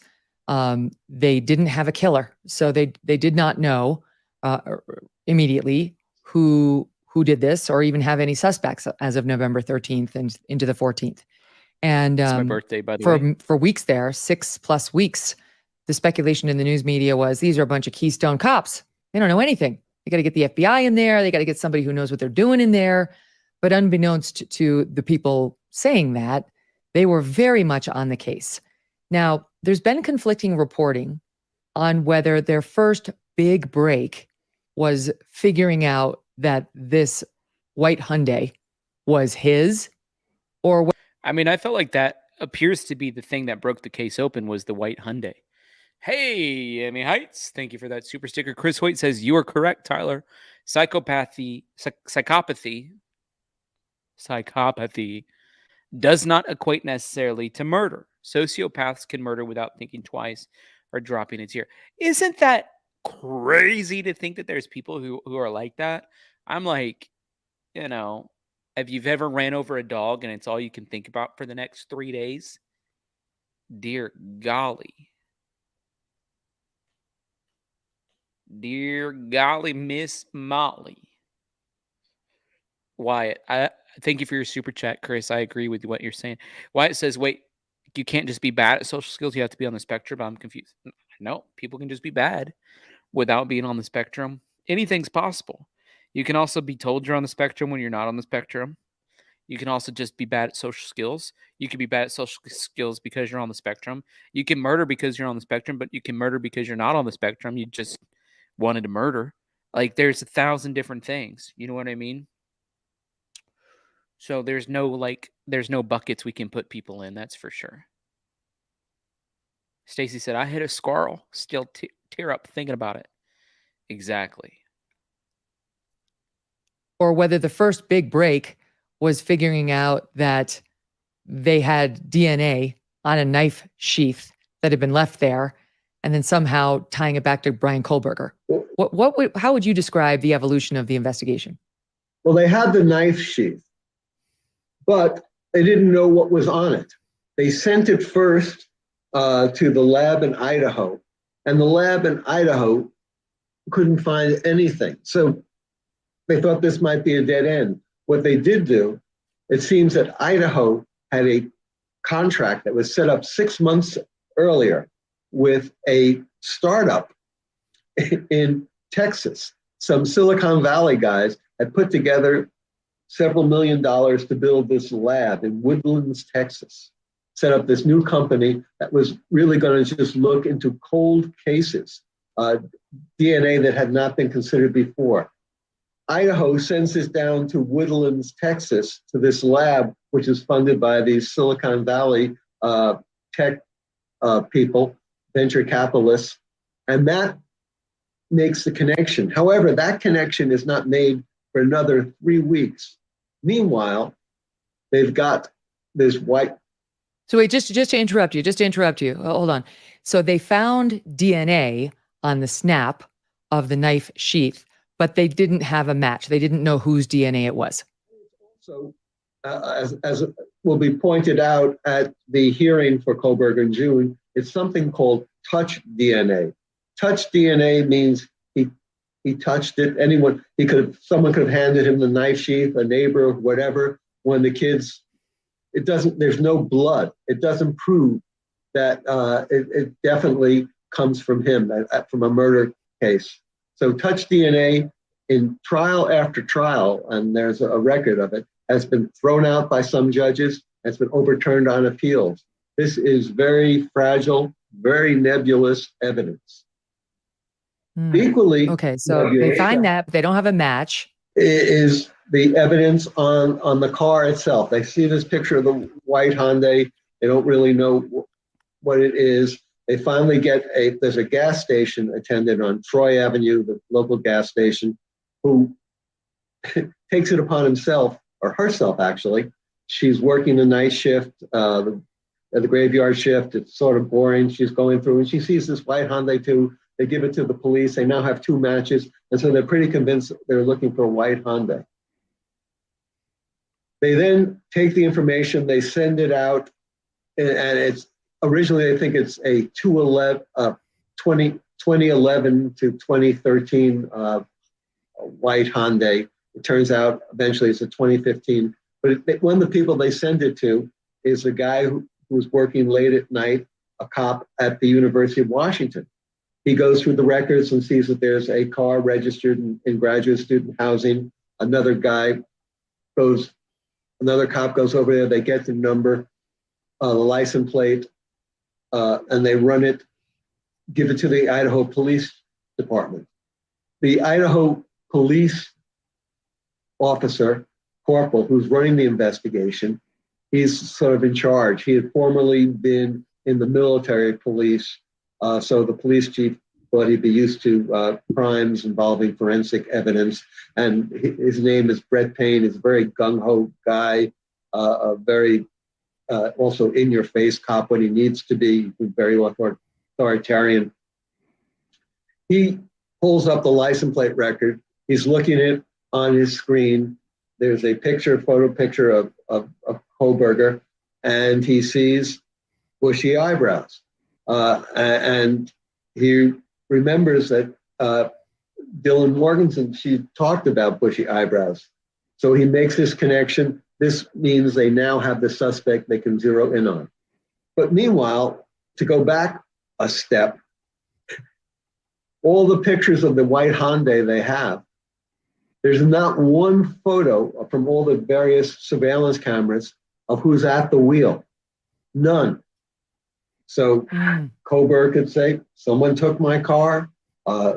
Seems far-fetched, but does it raise enough of a doubt not to send one into an execution chamber? This will all come out in the weeks ahead. So do we know when in the timeline they had put those facts together?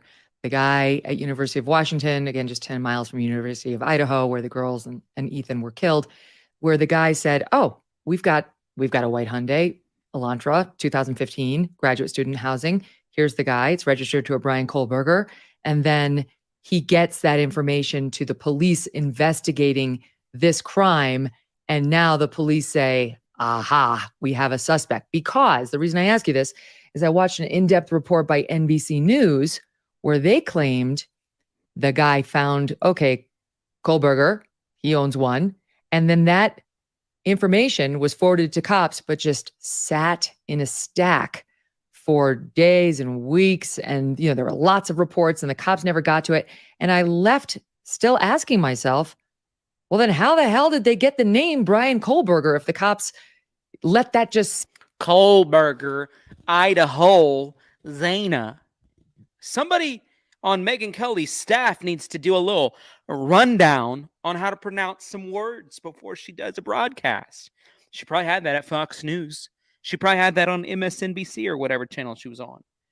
She don't have that apparently on the Megyn Kelly show. Idaho.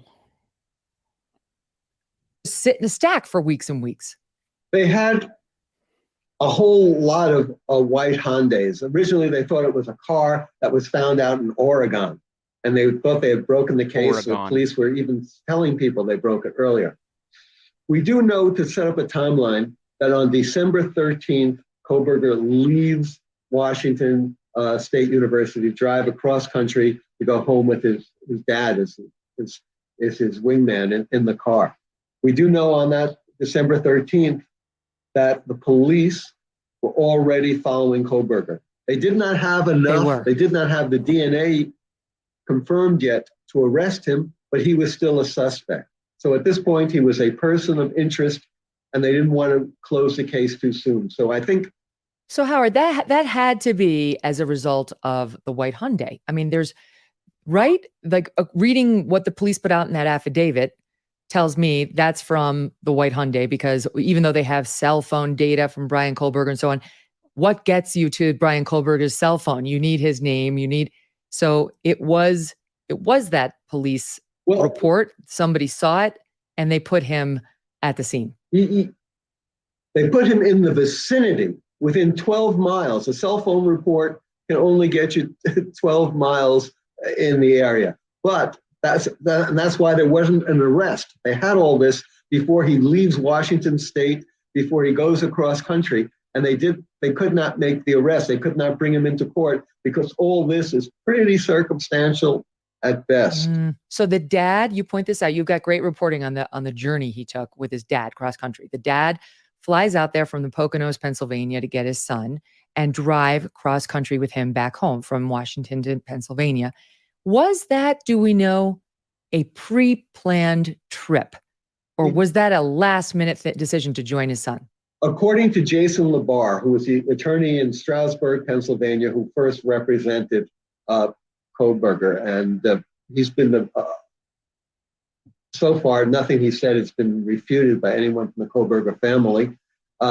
He said that he was told that Michael Kohberger, the father, had agreed sometime around Thanksgiving to go out with his son and drive back with him. And just on the face of that's pretty interesting, moving, affecting. Here's his father. He's 67 years old, doesn't have a ton of money. Clearly, he's a janitor. He's been bankrupt twice. He's going to fly out to, first you got to go to Seattle, then you got to fly on another flight into Washington, Pullman, go across country, and then you're going to quickly make a turnaround. And he's looking, I think, and this is what people have told me, to try to get back, make amends with his son, say, you were on the wrong path. I tried to set you right. There was a great deal of antagonism between us, but now things are hunky-dory. This is a bright future. You're going to have a good paying job. You're going to be a professor. All things are good. Little does he know, what's going on in his son's world. I think this trip across America, his father to son journey, is the center of its own interesting little drama. It's enough for a play, in fact. Right. So your information is that when they took that cross-country journey, 1 month to the day after the murders, the FBI was on to Bryan Kohberger, and I assume was watching Bryan Kohberger. Kohberger. It sounds like she's literally saying like a burger made from coal. Kohberger. Bryan Kohberger. Eating that burger made from coal. Kohberger. And it's almost like as I'm listening to her, she's been covering this case somewhat. How does she not know anything at all about this case? She's covered it multiple times on her channel. It's like she's sitting here like, whoa, like she'd never heard any of this stuff. And she's literally acting like she hasn't read his articles on Airmail, which she says she's been following along on Airmail. Megyn Kelly, can I please have a conversation with you?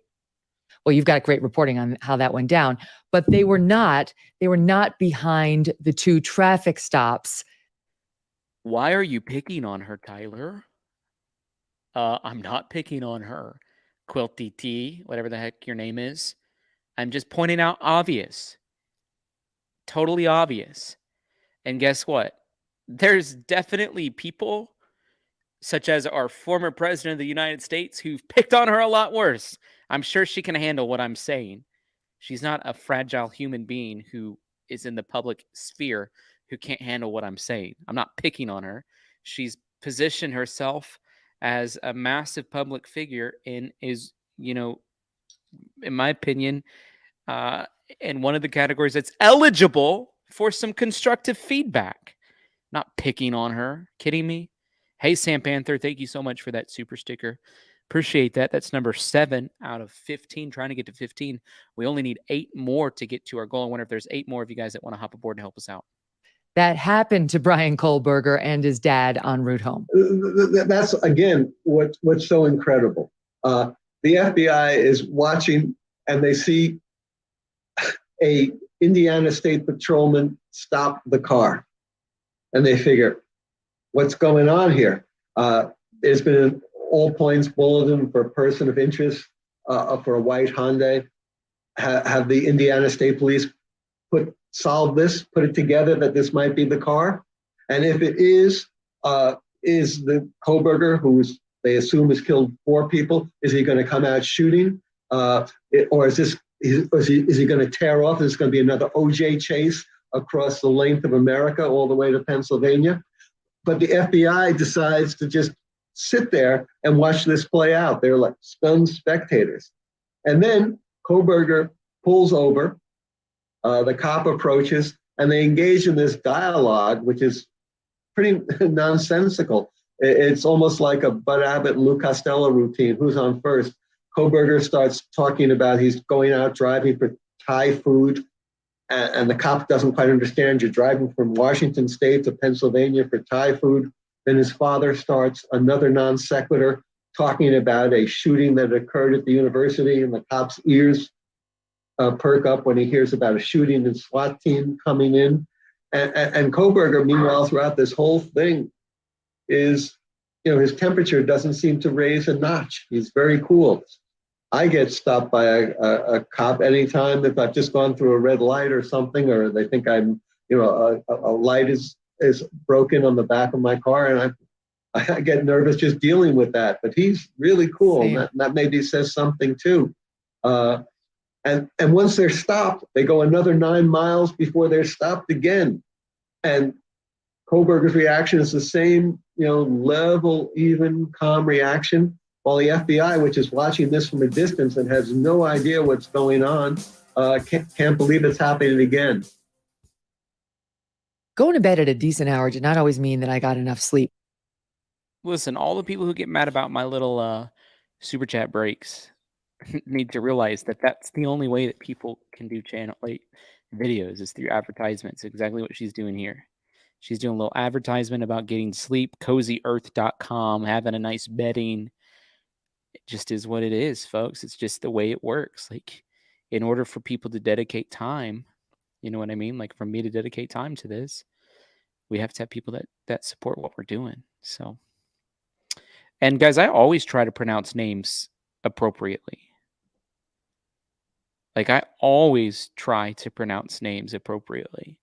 Xana, Kohberger, Moscow, Idaho.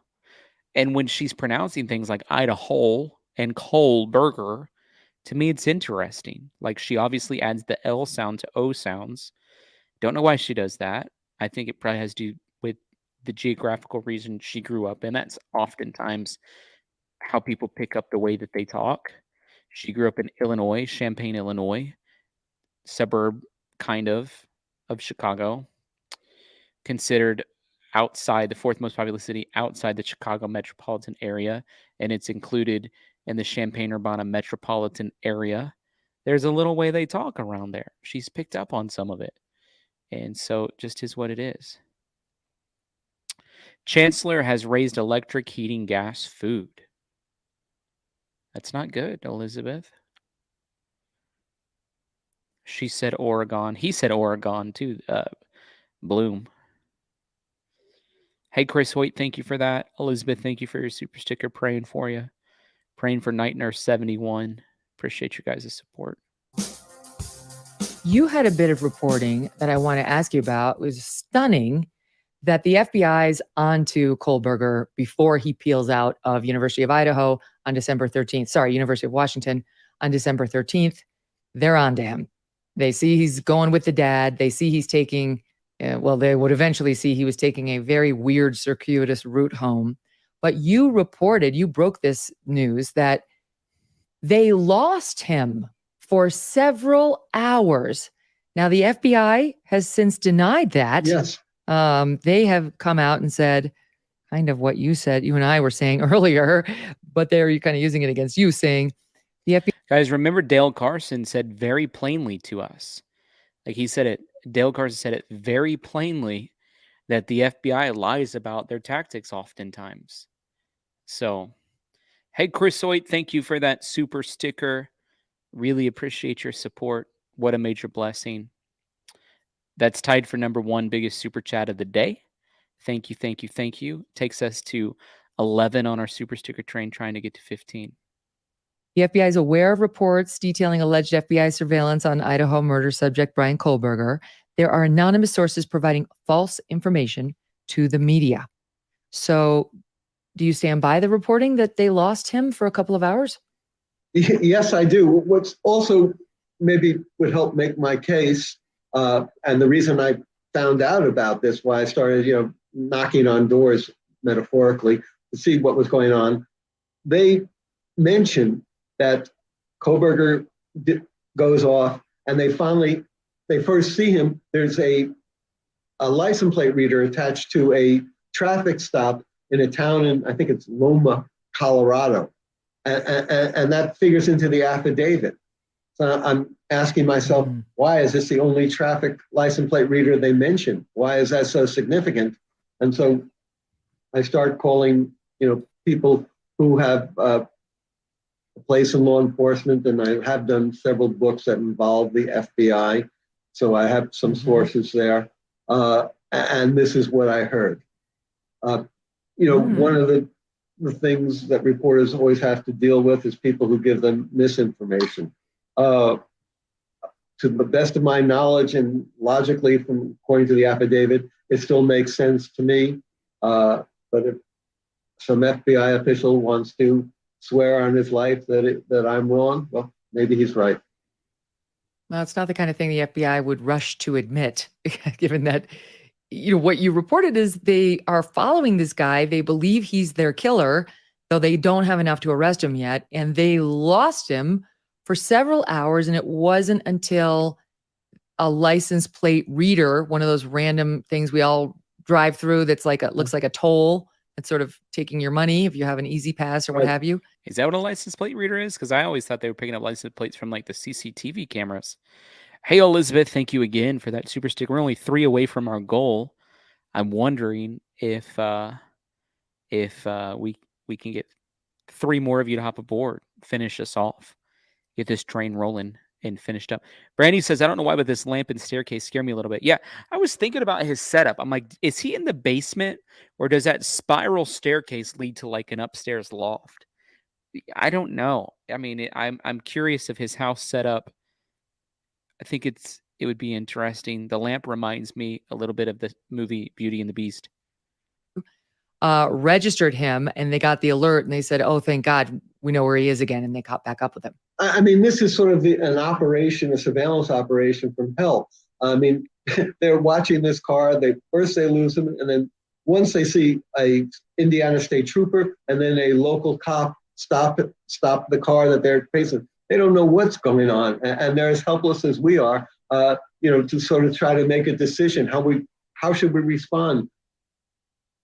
I think, and there must have been a large debate. Do we warn the Idaho State Police? And one of their men is approaching a car that could be a killer. We have to, call headquarters, tell them to stop this guy and from going into the car because this could put him in harm's way.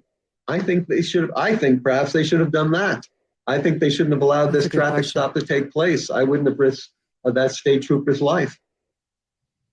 Well, there are other similar questions once they landed in Pennsylvania. So they get there taking a weird route. They didn't do the most direct straight across the country. They drove south and then they drove back up to Pennsylvania. Kohberger allegedly said to his dad to avoid snowy weather. But one wonders whether it was, if somebody's tailing us, let's go a weird route, let's not do what would be expected of us, that kind of thing. Little did the dad know.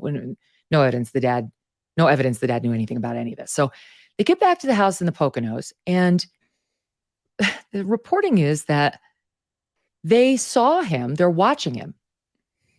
They saw him take the Hyundai Elantra to the car wash in the place where, like, you can clean your own car, you can vacuum it, you can do all the things.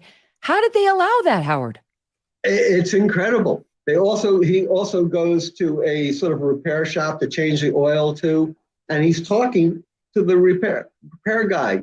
I don't think, at least at the point when I spoke to the repair people, and there are only like 3 places that you can go to in that area, so it's not hard to track it down. None of the police had spoken to the guy I spoke with. No. I also, Stroudsburg is the main town. It's a 15-minute ride or so from where he lives. That's where you go on the main drag. Stroudsburg. Hey, Jill. Really appreciate that. Super sticker. Is Wyatt still watching? Because if he is, let me know, because I want to tell him about Stroudsburg. Drag in town, there's a sporting goods store. It's about almost a half block long. You walk in, it's like an armory. There are case after case after case of bright, shiny knives. You would think they would have checked to see, it would be the logical place. He might have bought a hunting knife before he went off to school in Washington. Many reasons to have a hunting knife, whatever. They never went and asked to check the records there, the purchases. I mean, it's very sort of questionable police work. We'll see how unbelievable. It all stands up in court of law. But at this point, it's, I would say, pretty dubious work. So in the meantime, they know something that I don't know if Bryan Kohberger knew, but they knew they had the knife sheath with touch DNA on it, and they'd been searching for a match for somebody who would match the touch DNA. Right. But now they've got Bryan Kohberger in their crosshairs. They see him with his dad. They've got to be trying to get their DNA. To me, it sounds like they didn't actually make a real attempt to get the DNA of either one of these guys until they were back in the Pennsylvania house in the Poconos. That doesn't sound like they did the trash gathering right. prior to that. We do know, or we assume, Kohberger, on the way going across country, they're stopping off from Thai foods. Well, if you Google Thai foods, Indiana, where they were going, Indianapolis, there's 2 Thai restaurants there. If the FBI was on the trail, they would have seen them go in. You try to grab the silverware as they pull out, or a plate or glass. He could have gotten everything then. To have to do this sort of clandestine, great trash robbery was a bit absurd. Yeah, it didn't need to be that hard. It's strange to me. There are lots of questions. And of course, they know more than we do. So maybe it'll all become clear once they lift their gag order or at the preliminary hearing, if not before. But these are just some of the questions some of us on the outside have. He's in Pennsylvania now with the dad. He's getting the car cleaned. He's living with the dad and the mom. And this is a fascinating new piece of information that I have to ask you about. There is a report per an interview with a local news outlet in Pennsylvania called BRC 13, citing Monroe County First Assistant, I assume prosecutor, Michael Mancuso, saying that this is a quote. Right. Mr. Kohberger was found awake in the kitchen area. This is when they went in to get him, dressed in shorts and a shirt, and wearing latex medical type gloves. This is a lot of information. And apparently was taking his personal trash and putting it into a separate Ziploc baggie, or plural, baggies. Mancuso tells local BRC 13, that discovery cleared up another part of the investigation. Continuing by Mancuso, quote, a trash pull that was done days before recovered DNA profiles, but not from Bryan Kohberger, only from his family members. So this is a great little get by BRC 13 and getting Monroe County First Assistant Michael Mancuso to say all those things. And it explains, because you reported. What's interesting to me is like they actually name their source, as opposed to like everyone's favorite anchor over on News Nation doesn't say their source. They were monitoring the dad's house. They were doing the trash pulls in the middle of the night. And while they were monitoring the house, they saw Bryan Kohberger take the trash over to the neighbor's house, throw the trash out the neighbors. And it probably wasn't these little baggies that Mancuso was talking about. I mean, so you can That's see amazing. This criminal mind trying to get away with the perfect crime. Go back to the beginning of the story, how to kill 4 people and get away without leaving a drop of blood.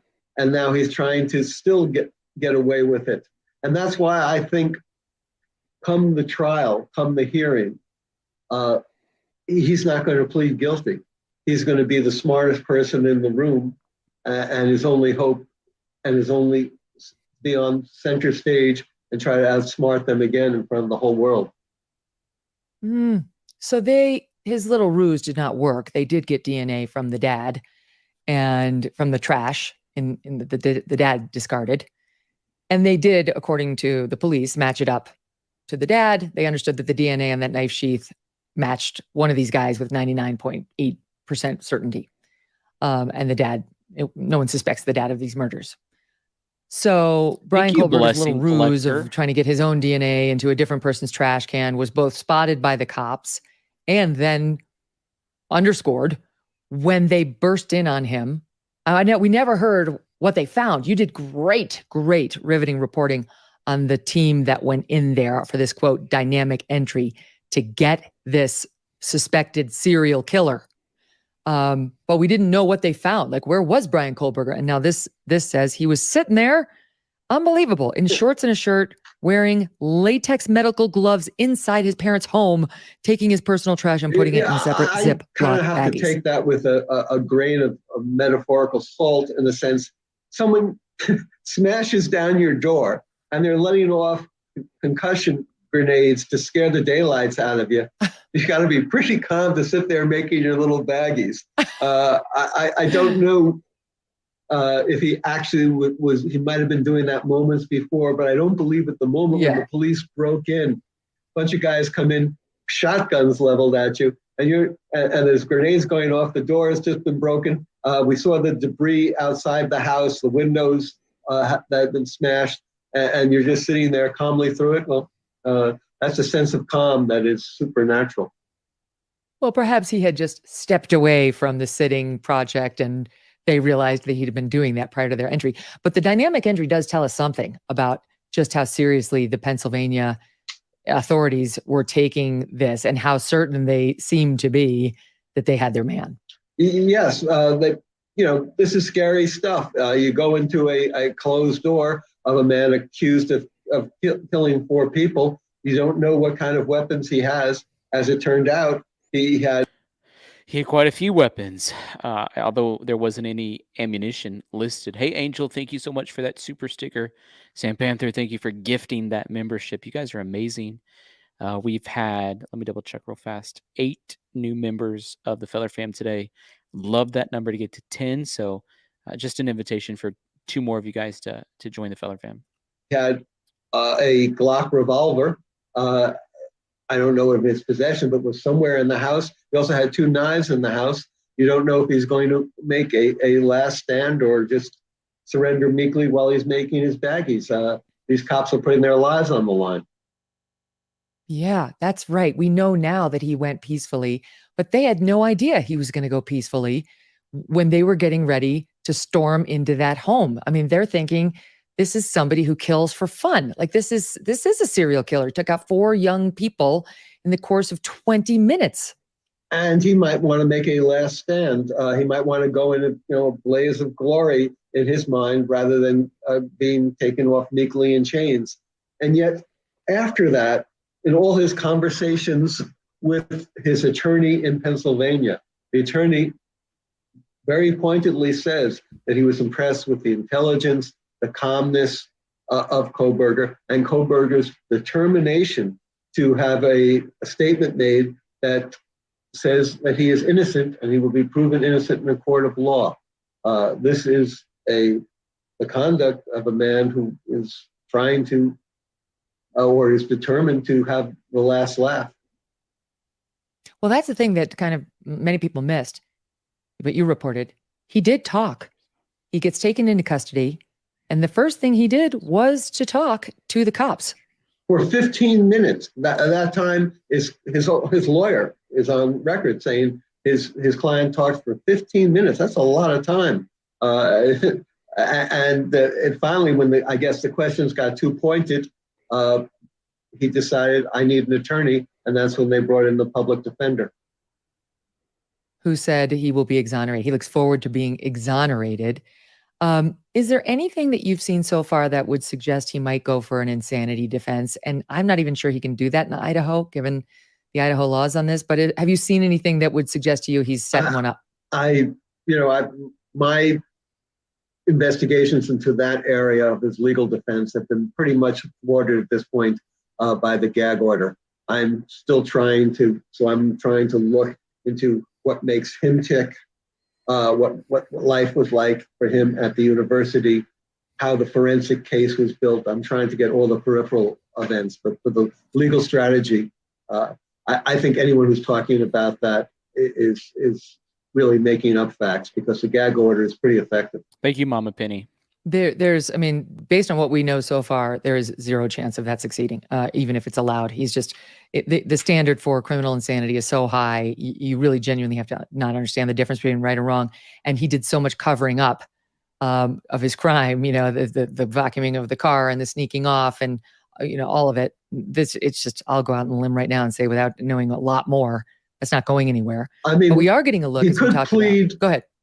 He could plead not guilty or he could plead guilty rather to try to avoid the death penalty and see a judge would be sympathetic. But I'm not sure that would fly in Idaho either. And I'm not sure he wants to, right? Given everything we think we know about him, yeah, he's so smart, so calm, cool, collected. He doesn't seem like the kind of guy who would just give it up. It depends how scared one becomes as you get closer and closer to your fate.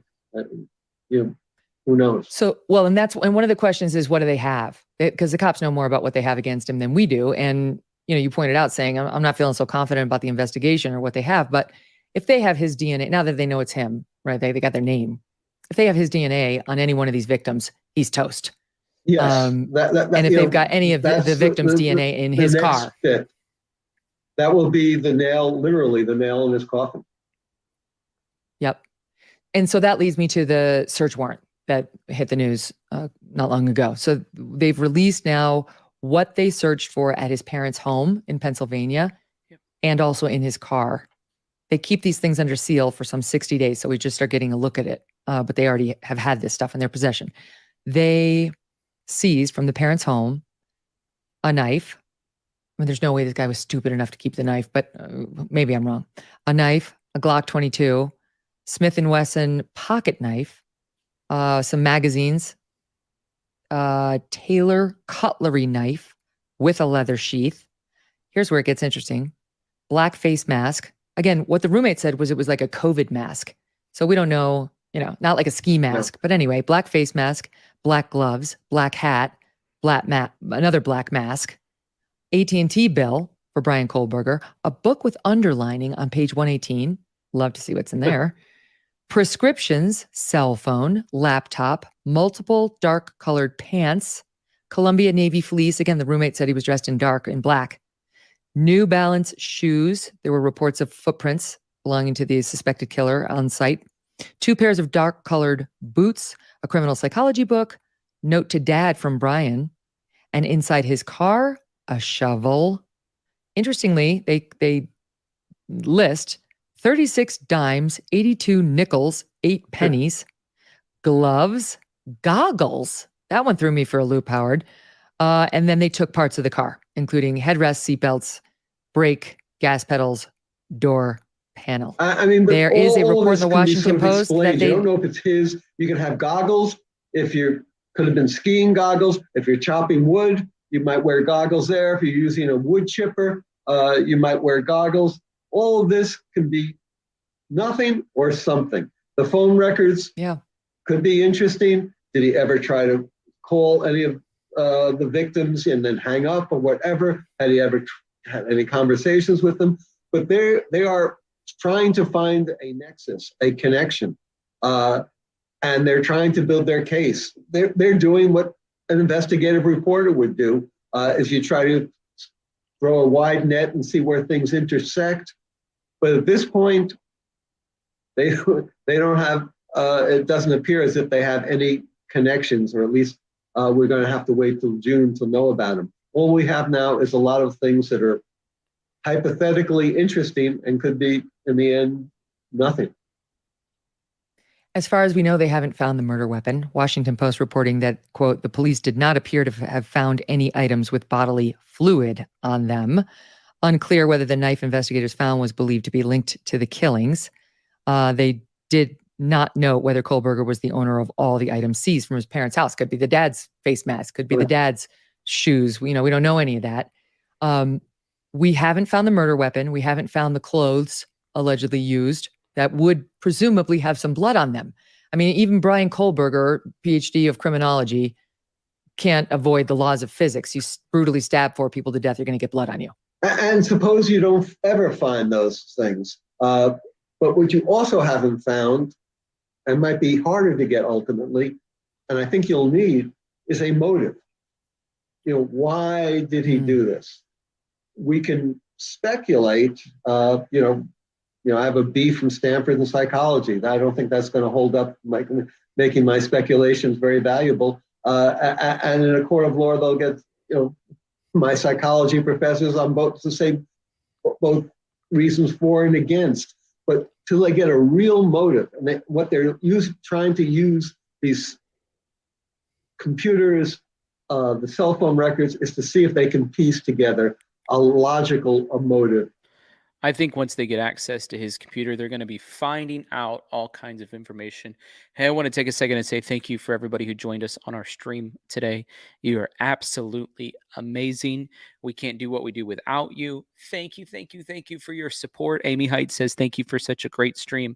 Thank you, Amy Heights, for your support. I'm glad that we're able to do a stream today. I'm glad we're able to be here together. You guys are just, what a blessing to me, an amazing group of people.